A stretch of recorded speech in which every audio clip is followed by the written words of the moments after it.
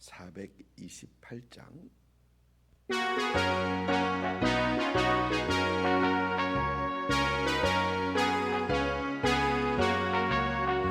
내 영혼에 햇빛 비치니 주 영광 찬란해.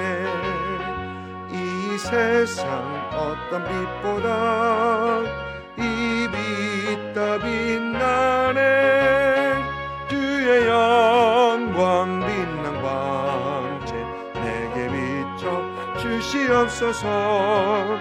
그 밝은 얼굴 배워올 때 나의 영혼 기쁘다. 아멘. 우리 에스겔 30장입니다.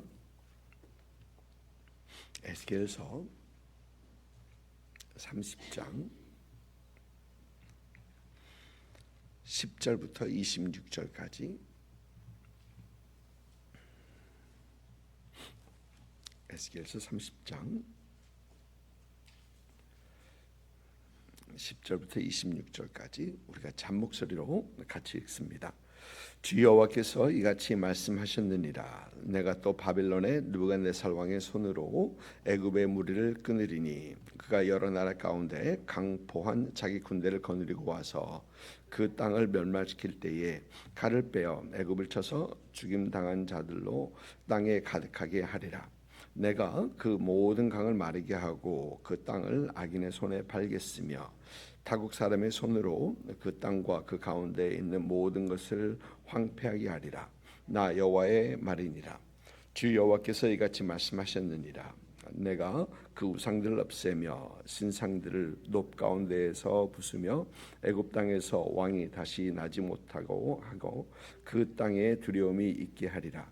내가 바드로스를 황폐하게 하며 소안에 불을 지르며 노 나라를 심판하며 내 분노를 애굽의 견고한 성 시내에 쏟고 또 나라의 무리를 끊을 것이라. 내가 애굽에 불을 일으키리니 신 나라가 신이 근심할 것이며 노 나라는 찢겨 나눌 것이며 높 나라가 날로 대적이 있을 것이며 아웬과 비베셋의 장정들은 칼에 엎드려질 것이며 그 성읍 주민들은 포로가 될 것이라. 내가 애굽의 멍에를 꺾으며 그 교만한 권세를 그 가운데서 그치게 할 때에 드암누에스에서는 날이 어둡겠고 그 성읍에는 구름이 덮칠 것이며 그 딸들은 포로가 될 것이라. 이같이 내가 애굽을 심판하리니 내가 여호와인 줄을 그들이 알리라 하셨다 하라.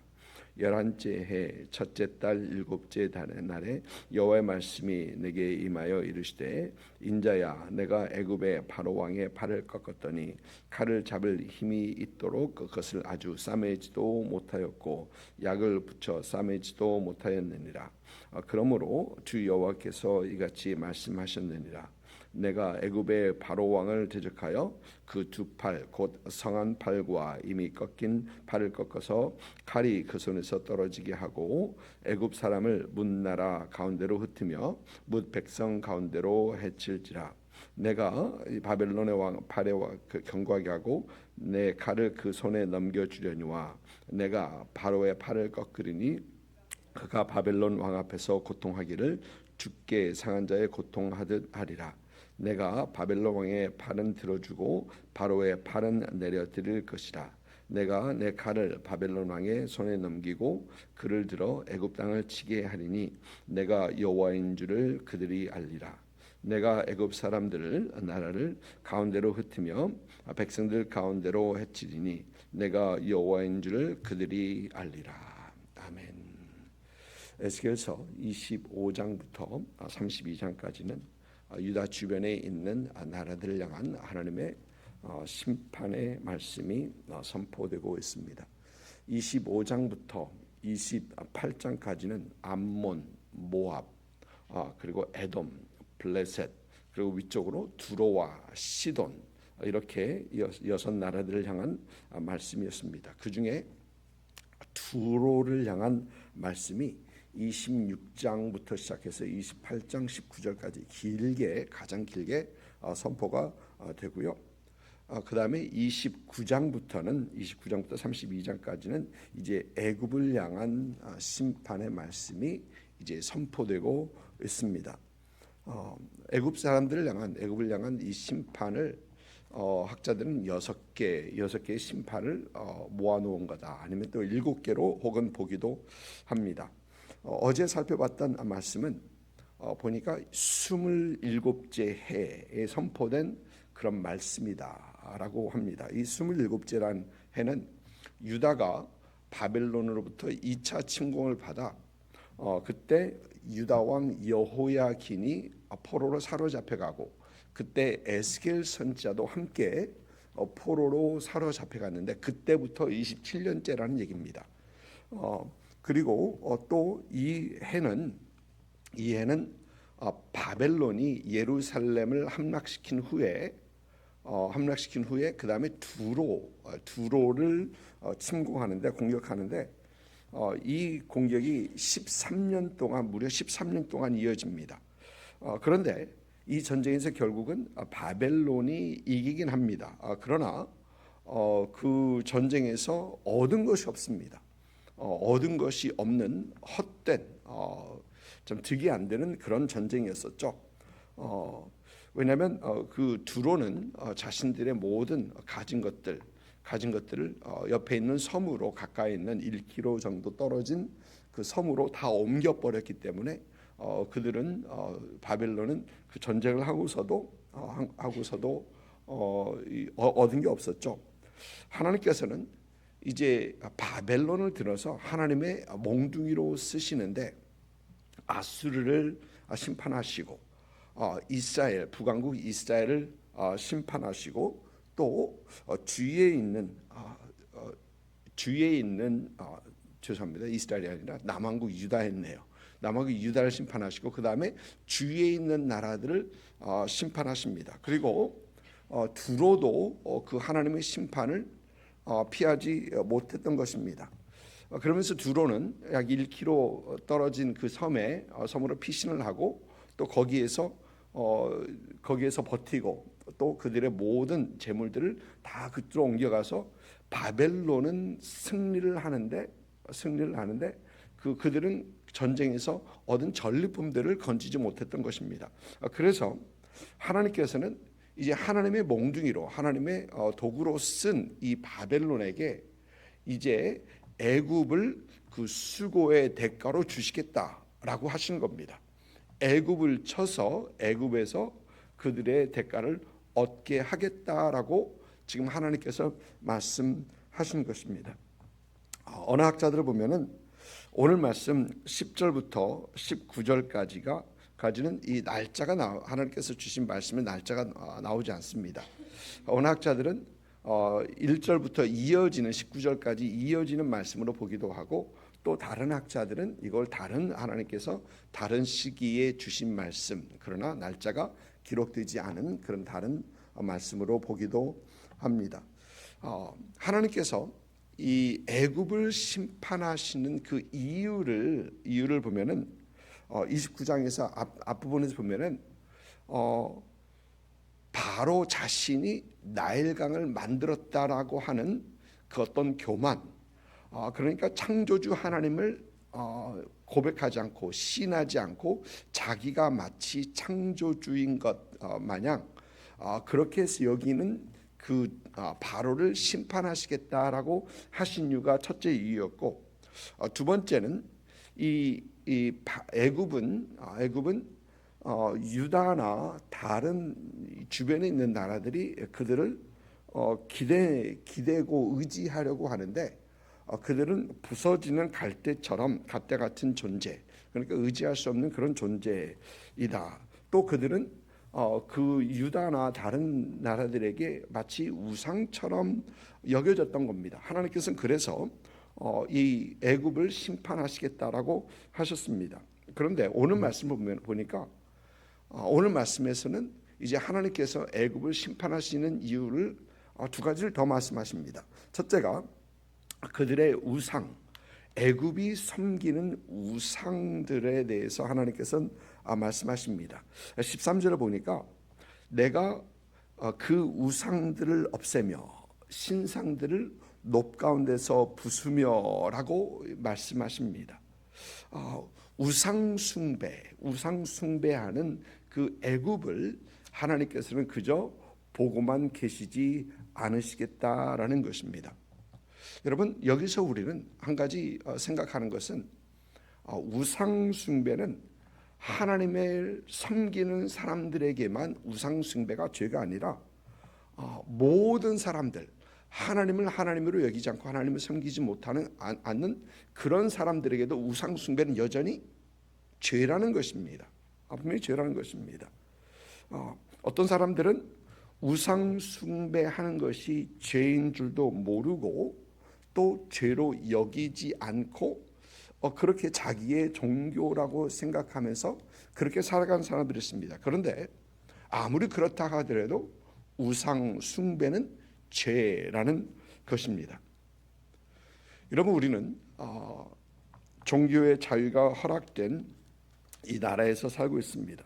그리고 이런 나라와 이런 사회에서 기본적으로 여기는 것이 이 타 종교를 존중해야 한다라는 어떤 그런 생각이 기본적으로 깔려 있죠. 왜? 서로 종교가 허락된, 종교의 자유가 허락된 나라이기 때문에 그렇습니다. 그런데 여러분, 우리 성경은 그렇게 가르치고 있지 않다라는 것입니다. 그래서 우상 숭배는 예수님을 믿는 사람들이나 믿지 않는 사람들에게 모든 사람들에게 우상 숭배는 죄가 된다라는 것입니다. 내가 모른다고 해서, 내가 그렇게 여기지 않는다고 해서 그 죄가 아니고 그 심판을 피해갈 수는 없다라는 것이죠. 여러분, 그래서 우리 그리스도인들은 우리가 예수 그리스도의 복음을 전하고 오직 유일하신 하나님을 전해야 할 그런 책임이 바로 우리에게 있는 것입니다. 종교의 자유가 있는 이 나라에서 우리는 우상 숭배가 분명 죄인 것을 말하고 또 우리 하나님을 말하는데, 우리 하나님을 전하는데 더 힘쓰고 애쓰는 그런 우리가 되어야 되겠습니다. 오늘 말씀 18절을 보니까 또 하나님께서는 애굽의 교만에 대해서 교만한 권세에 대해서 말씀하십니다. 애굽의 교만은 그들의 부에서 나옵니다. 나일강은 마치 애굽의 심장가와 같은 그런 것이죠. 나일강 주위로 기름진 땅들이 늘어져 있습니다. 그곳에서 그들이 필요한 곡식 이상의 필요 이상의 곡식들을 얻고 있습니다. 또 나일강은 그들에게 있어서 굉장히 중요한 어떤 물건을 또 곡식을 실어 나르는 그런 교통 수단이었었습니다. 그래서 애굽 전체가 부하게 살 수 있었던 것이죠. 어디서 보니까 미국이 이렇게 빠르게 부한 나라, 강한 나라가 될 수 있었던 것이 그 이유 중에 하나가 이 미국의 곳곳에 뻗쳐져 있는 그 강들 때문이다라는 어떤 그런 얘기를 들었습니다. 그 강을 통해서 지금이야 트럭이나 트레인이나 기차나 어떤 그런 여러 교통수단으로 그 물건을 실어 나르겠지만 그때는 가장 잘 효과적으로 물건을 실어 나를 수 있는 것이 이 강이었기 때문에 그것 때문에 참 미국이 빠르게 성장할 수 있었다라는 어떤 그런 얘기를 들었습니다. 바로 이 애굽이 그랬던 것입니다. 나일강이 한 중심에 있고 그 나일강을 통해서 그 곳곳에 물건이 유통될 수 있었기 때문에 굉장히 부한 나라가 될 수 있었던 것이죠. 이런 부함 속에서 그들은 이 물질적 풍요로움을 누리면서 그들은 교만해졌던 것이죠. 하나님을 대적하고 하나님을 모르고 마치 하나님이 없어도 참 그들은 괜찮은 것처럼 이렇게 그들은 교만해졌던 것입니다. 이 우상 숭배와 교만, 이 우상 숭배와 교만은 하나님의 심판을 받기에 충분했던 것이죠. 또 오늘 말씀 보니까 이제 하나님께서는 애굽을 심판하시겠다라고 하시면서 이제 느부갓네살로 하여금 애굽을 치게 하시겠다라고 하십니다. 11절 말씀 보니까 11절 말씀에서는 애굽을 쳐서 죽임 당한 자로 땅에 가득하게 하리라라고 하고 있고요.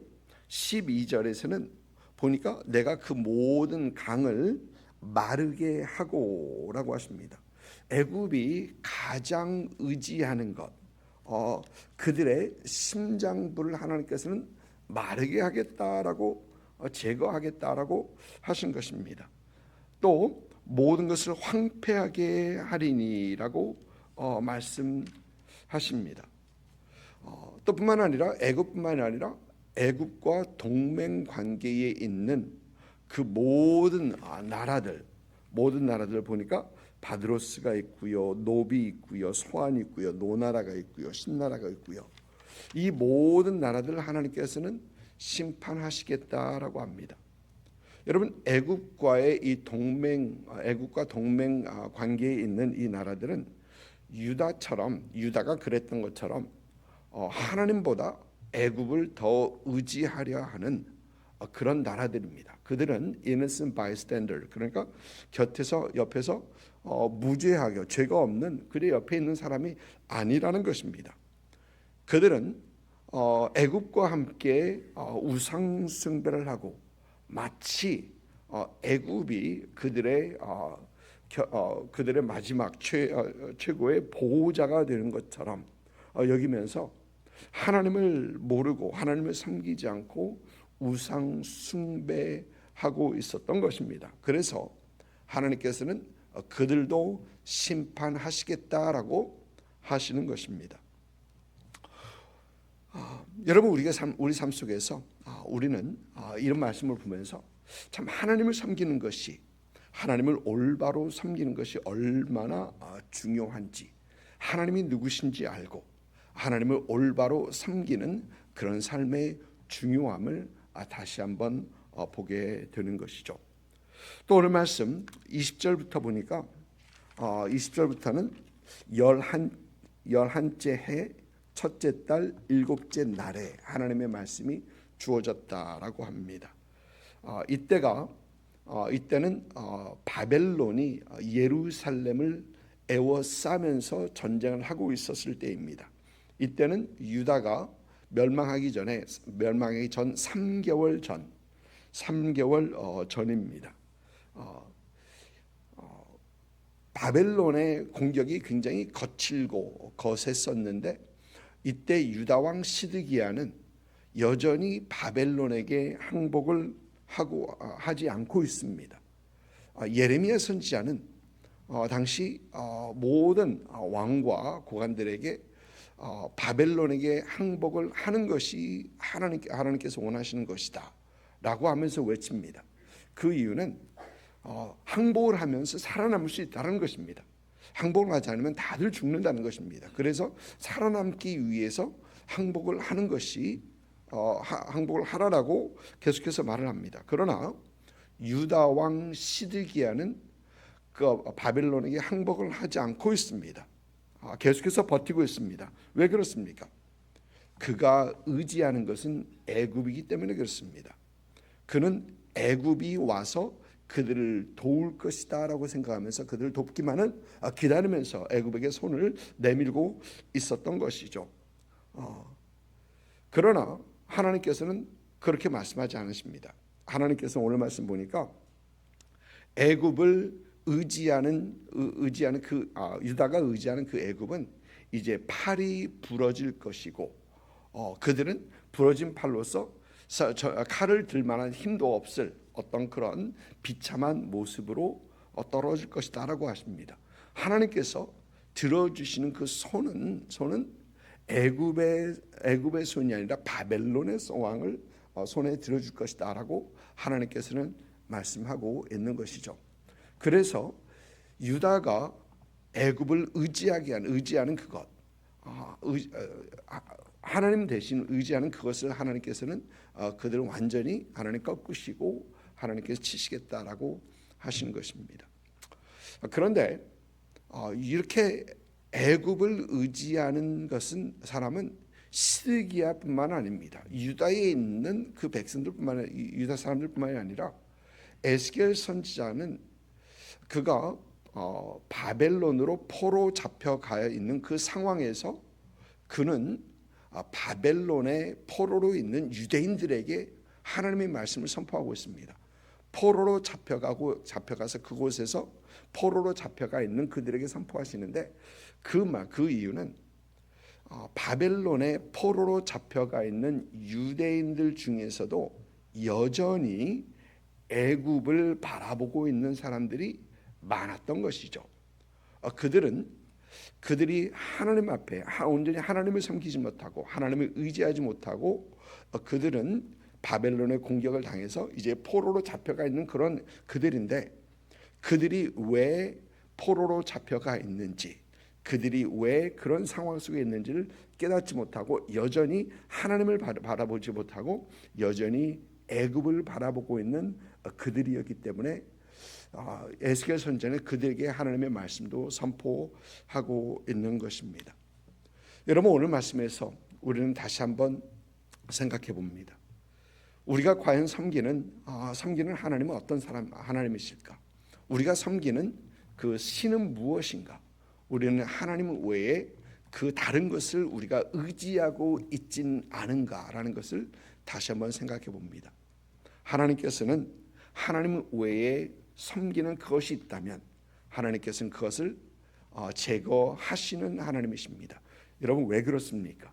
그것은 하나님께서 우리를 사랑하셔서 여전히 온전히 하나님만을 섬기고 또 하나님께서 우리에게 부어주신 그 축복과 은혜를 누리게 하시기 위하여 하나님께서 우리가 의지하는 그것을 하나님께서 제거하시고 우리의 마음과 우리의 모든 것을 하나님께로 돌리시려고 하시는 것입니다.